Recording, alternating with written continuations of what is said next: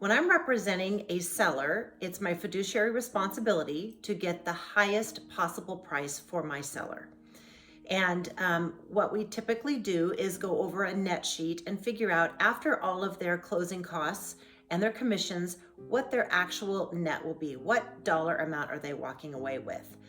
So when we put the home on the market, we receive offers. In this case, we did receive, I think, 4 offers on this property, but none of them were really reaching where we needed them to be. So we were approaching the holidays and we're thinking, what is our next step? And we had a plan B of what we were going to do.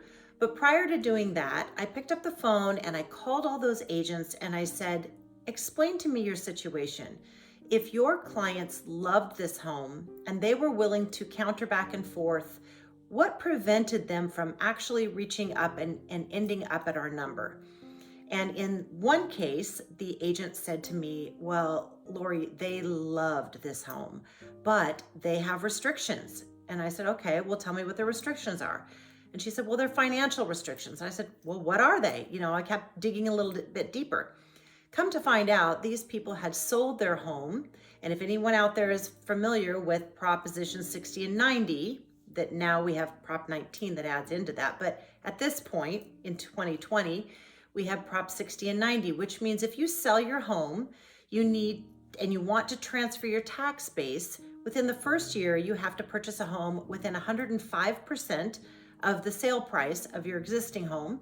And within the following year, you can go up to 110% of the sale price of your home. So these clients were restricted on how much they could spend on their next home. It wasn't that they didn't love my client's home, but they just could not spend that much. So I had a solution, a trick I learned from a seasoned agent that I will always be thankful for.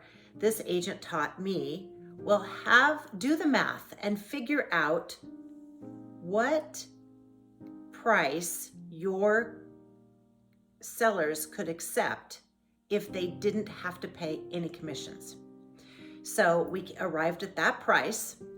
I went back to that agent and said, have your clients write this price and have your clients, the buyers, pay both of our commissions. This way, my seller still nets the same amount that they would have netted if they were paying our commissions.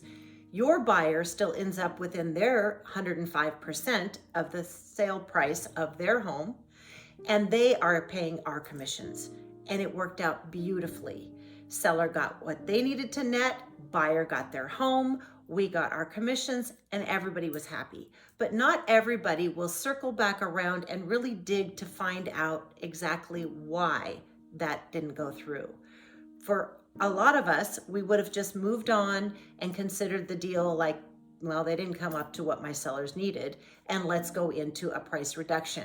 We were not going to go into a price reduction. I had another strategy in mind. But first, before going to that plan B, just by picking up the phone and circling back around with everybody, we made this happen.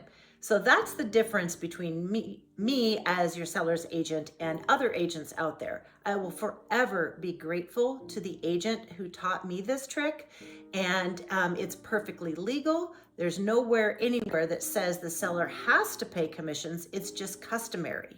So in this scenario, it worked out perfect for everybody. So I just wanted to tell you that if you are thinking of buying or selling a home, I am a trained expert negotiator. I have a few tricks up my sleeve, and I'd love to represent you. So